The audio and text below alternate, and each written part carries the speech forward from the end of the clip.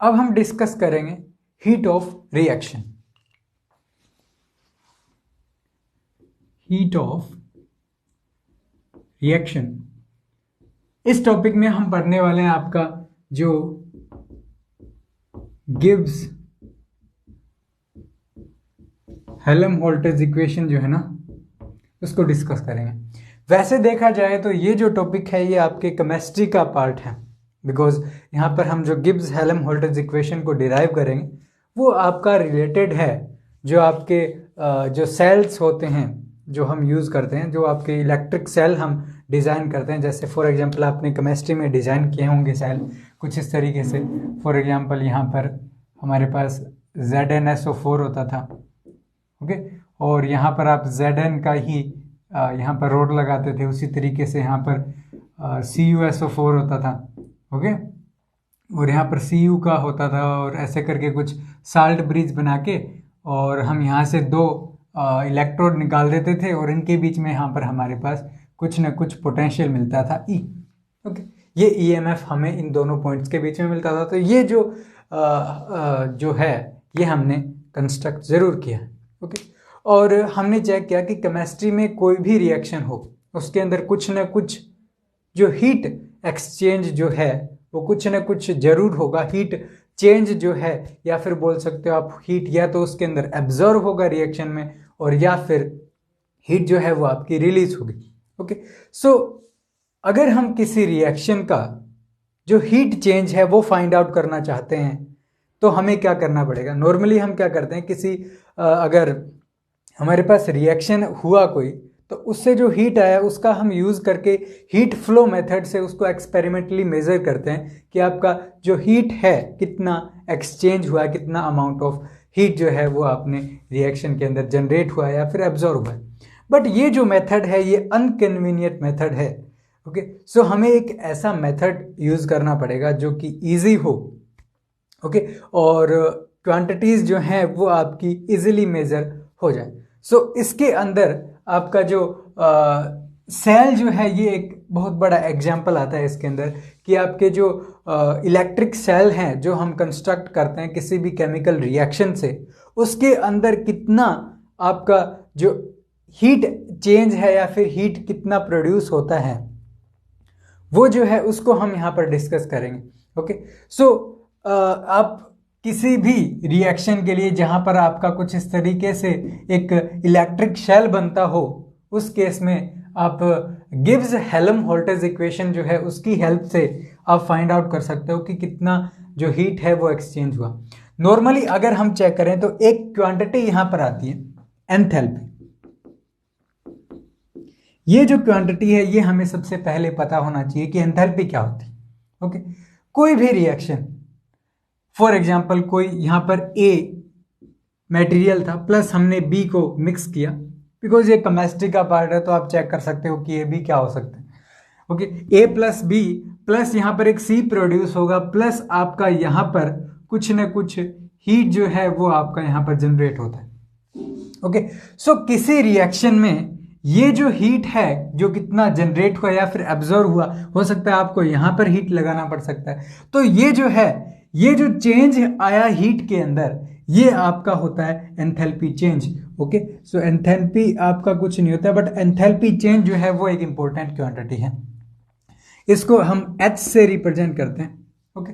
और इसका जो अमाउंट है अगर आप चेक करो, so H will be equal to, हमारे पास इंटरनल एनर्जी है plus P into V, okay. आप याद रख सकते हो किस तरीके से कि आपका यूनिट जो है वो एनर्जी का होता है, ओके। और या फिर आप बोल सकते हो कि एंथैल्पी होता क्या है कि किसी भी रिएक्शन में जब आपके रिएक्टेंट इनिशियल कंडीशन में होते हैं और आपको कुछ ना कुछ रिजल्ट मिलता है, सो इस केस का जो टोटल एनर्जी जो है, टोटल एनर्जी जो है वो आपका क्या होता है, एंथैल्पी होता है इस पॉइंट के ऊपर। सो उसके अंदर आपका आता है इंटरनल एनर्जी और प्लस जो सिस्टम के ऊपर एक्सटर्नल फोर्सेस लग रहे हैं जिसके अंदर P इंटू वी करोगे ना तो उसका एनर्जी आपके पास यहाँ पर आ जाएगा, बिकॉज प्रेशर और वॉल्यूम आपकी एक्सटर्नल कंडीशंस हैं। ये तो चलो आपका इंटरनल एनर्जी है, बट एक्सटर्नल सोर्सेज की वजह से भी कुछ ना कुछ उसका एनर्जी जरूर होगा। तो internal energy plus external sources से जो एनर्जी है दोनों को सम करते हैं, सो टोटल एनर्जी आता है, जो कि आपका क्या होता है, एंथैल्पी होता है। सो जो आपका रिजल्टेंट है और जो आपका रिएक्टेंट है, दोनों के अंदर हम इंटरेस्टेड होते हैं, आपके जो एंथैल्पी चेंज है उसके अंदर। ओके, कि एंथैल्पी में जितना चेंज हुआ, ओके, वो यहां पर हम मोस्टली फाइंड आउट करते हैं किसी भी केमिकल रिएक्शन में। ओके, और यहां पर हमें जानना जरूरी है कि डेल्टा एच जो है वही आपका हीट, यू कैन से हीट चेंज आप बोल सकते हो, कि हीट जनरेट हुआ या फिर एब्जॉर्ब हुआ, कुछ भी, वो जो है डेल्टा एच के इक्वल होता है, जो कि आपका क्या है, एंथैल्पी चेंज है। तो ये टॉपिक थे, ये जो चीज थी एंथैल्पी क्या होता है, ये चीजें हमें सबसे पहले यहाँ पर पता होनी चाहिए। ओके, सो अब हम इस रिएक्शन में जहां पर आपका एक इलेक्ट्रिक शेल है, इसके अंदर आपका किस तरीके से आप फाइंड आउट करोगे डेल्टा एच। ओके, सो इसको अब हम यहां पर डिस्कस करने वाले हैं। ओके, अब यहां पर ये जो आपका इलेक्ट्रिक सेल जो है, जो रिएक्शन यहां पर हो रही है, हम अज्यूम करते हैं कि यहां पर किसी भी तरीके का वॉल्यूम जो है वो आपका चेंज नहीं हो रहा इस रिएक्शन के अंदर। सिमिलरली अगर हम प्रेशर कंडीशन चेंज नहीं कर रहे हैं तो डीपी भी हम यहाँ पर 0 लेके चलते हैं एक बार। ओके, बट इन दोनों कंडीशंस को हम बाद में यूज करेंगे। ओके, सो बट हमें पहले पता होना चाहिए कि वॉल्यूम है और प्रेशर जो है वो आपका यहाँ पर चेंज नहीं हो रहा है। ओके, अब देखिए वॉल्यूम और प्रेशर चेंज नहीं हो रहे हैं, इट मीन्स तीसरा वेरिएबल बचा टेम्परेचर। इट मीन्स आपका जो ई है वो आपका किसके ऊपर डिपेंड कर रहा है, ई आपका डिपेंड करेगा किसके ऊपर, टेम्परेचर के ऊपर तो डिपेंड करेगा। बट यहां पर जो चार्जेस होंगे, यहां पर आपका Zn+2 होता है ना, और यहां पर Cu+2 समथिंग ऐसे करके कुछ होता है ना रिएक्शन के अंदर। ओके, सो ये जो चार्जेस हैं ये भी आपके जो आपका ईएमएफ है उसको इफेक्ट कर सकते हैं। सो यहाँ पर हम अगर इस चार्ज को Z से रिप्रेजेंट अगर मैं यहाँ पर करूँ, बट फिजिक्स में हम इसको वैसे Q से रिप्रेजेंट करते हैं, बट Z से अगर हम इसको एक बार कंसिडर करें, ओके, सो ये तो आपका आ जाता है ईएमएफ क्या है। सिमिलरली जो आपका फर्स्ट इक्वेशन जो है या फर्स्ट लॉ ऑफ थर्मोडायनेमिक्स, उससे हम क्या कह सकते हैं कि आपका T ds will be equal to, यहां पर आपका क्या होता है U, यहां पर क्या होता है आपका प्लस P डेल्टा V। ये हम करते थे किसी हाइड्रोस्टैटिक सिस्टम के लिए। ओके, और हम इसको कह सकते हैं कि U will be equal to T ds minus of P delta V। Okay, but ये जो सिस्टम है ये एक क्या है, इलेक्ट्रिकल सिस्टम है। सो इट मीन्स यहां पर आपका P डेल्टा V ये क्वांटिटी आने की बजाय यहां पर कौन सा क्वांटिटी आएगा। अब यहाँ का जो पोटेंशियल एनर्जी है वो यहाँ पर सबसे पहले पता होना चाहिए कि पोटेंशियल एनर्जी यहाँ पर कितना होता है, पोटेंशियल एनर्जी की आपका ईएमएफ कितना है इनटू आपका चार्ज में कितना चेंज है dz। सो हम यहां से कह सकते हैं कि ये जो क्वांटिटी है, अब पोटेंशियल एनर्जी है तो ये नेगेटिव होगी, और नेगेटिव नेगेटिव आपका प्लस हो जाता है, तो यहां पर आप कह सकते हो कि प्लस E और यहां पर dz। ओके, सो जो इक्वेशन बन जाती है आपकी कि du is equal to T delta S plus E tz। So ये जो है ये आपका फर्स्ट लॉ ऑफ थर्मोडायनेमिक्स है, इस तरीके से आप लिख सकते हैं। ओके, सो यहां तक तो आपका ये हो जाता है। अब देखिए, अब हम इसको कुछ इस तरीके से लिख सकते हैं कि आपका E अगर T और Z पे डिपेंड करता है तो हम कह सकते हैं कि आपका जो एंट्रोपी है वो भी कुछ इस तरीके से टेम्परेचर और Z पर हो सकता है डिपेंड करता हो। सो यहां से हम क्या कह सकते हैं कि ds एग्जैक्ट डिफरेंशियल जो है वो कुछ इस तरीके से होगा कि delta S divided by delta T at constant Z into dt plus आपका आ जाता है यहां पर delta S divided by delta Z eight constant temperature, और यहां आपका हो जाता है dz।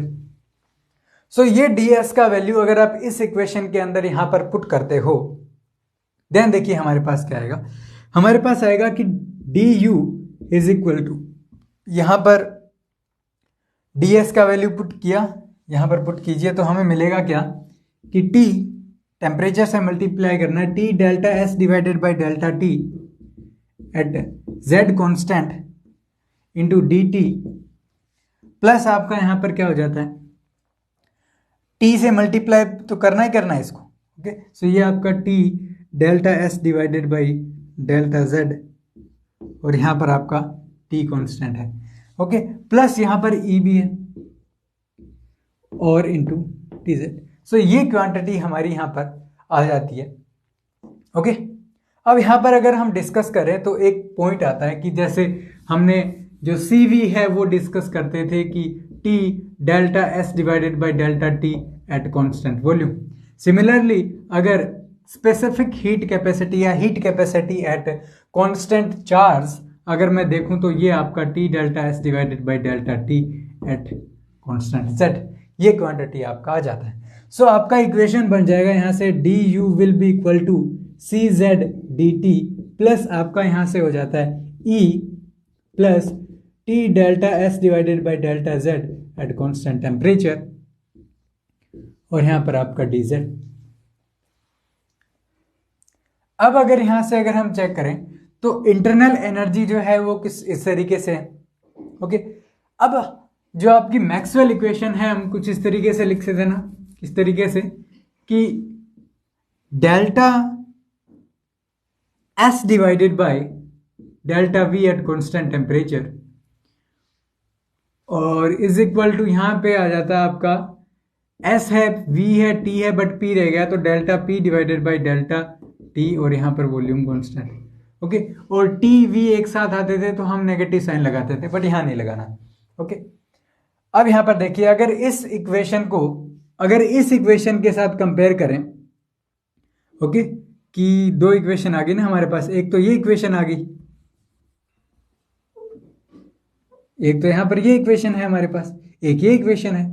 सो हम कह सकते हैं कि आपको क्या करना है, माइनस पी को रिप्लेस करना है ई के साथ, ओके, और वी को रिप्लेस करना है जेड के साथ, ओके। सो इस तरीके से आप मैक्सवेल इक्वेशन जो है वो in terms of electric system में चेंज कर सकते हो। सो यहां पर आ जाएगा कि आपका delta S divided by delta Z at constant temperature will be equal to, अब पी को नेगेटिव ई से रिप्लेस करना है तो नेगेटिव साइन बाहर, delta E divided by delta T at constant, यहां पर क्या आएगा आपका कॉन्स्टेंट जेड, ओके।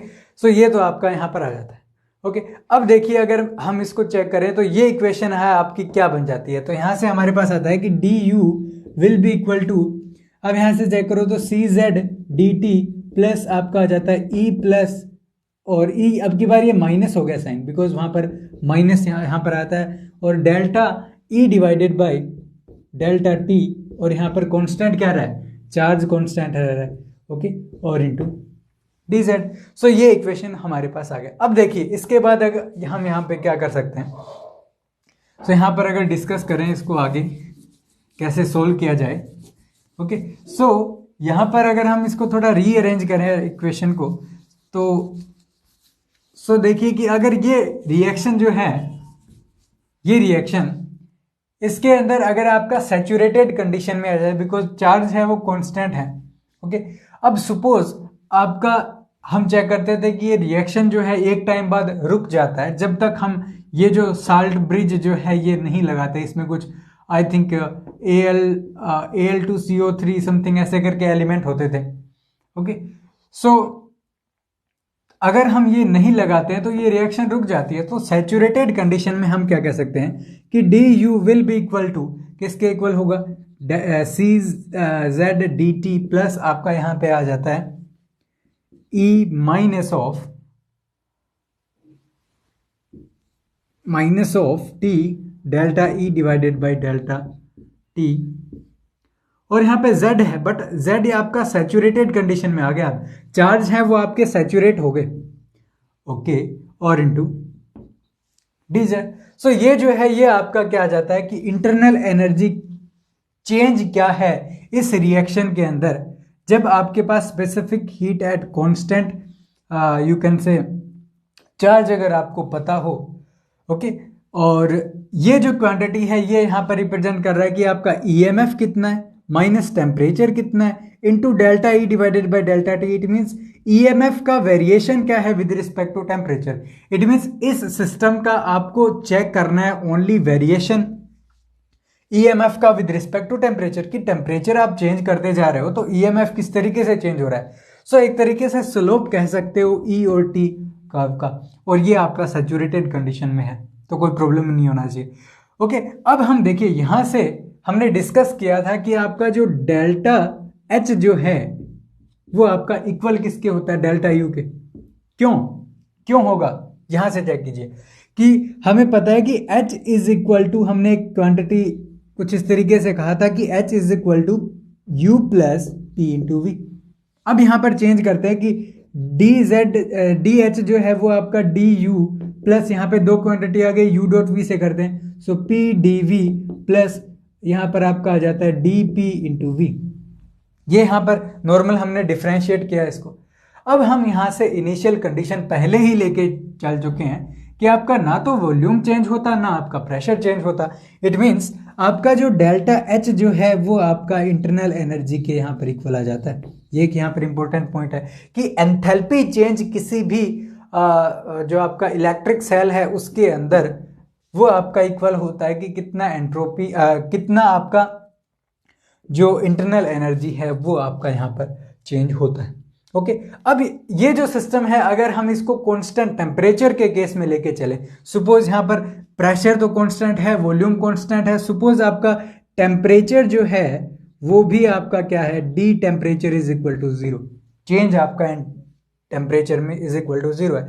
सो आप यहां से कह सकते हो कि डेल्टा एच जो है वो इज इक्वल टू किसके हो जाता है, ये क्वांटिटी आपकी 0 हो जाएगी बिकॉज टेम्परेचर आपका चेंज नहीं हो रहा है। सो यहां से कह सकते हैं कि ये डेल्टा एच जो है वो आपका आ जाएगा यहां से E minus of T delta E divided by delta T at saturated condition into DZ.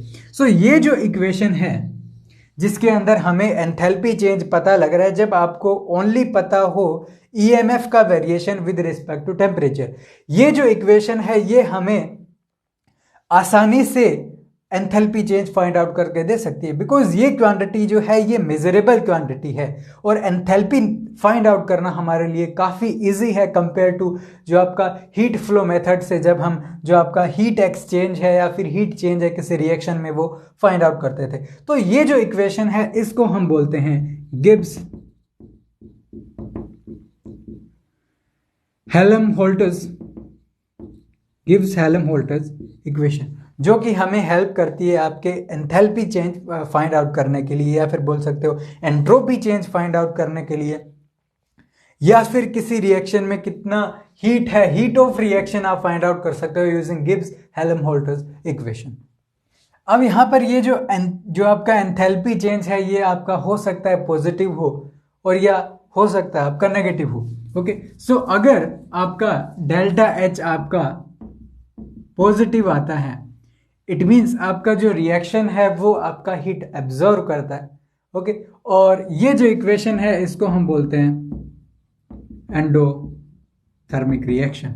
Okay, similarly अगर आपका डेल्टा एच जो है वो नेगेटिव आता है इट मीन्स हीट जो है वो रिलीज होगी और ये आपका एक्सोथर्मिक रिएक्शन होता है। ओके, सो ये दो तरीके की रिएक्शंस होती हैं आपकी केमिस्ट्री के अंदर। ओके, सो यहां से आप चेक कर सकते हो कि किस तरीके का इक्वेशन है।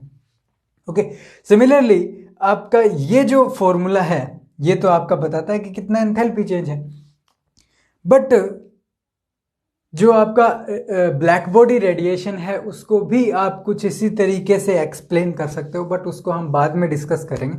ओके, जो कि एक बहुत इंपॉर्टेंट रिजल्ट है हमारे लिए। ब्लैक बॉडी रेडिएशन के अंदर जो एनर्जी डेंसिटी है उसको भी हम कुछ इसी टर्म्स में एक्सप्लेन करेंगे। ओके।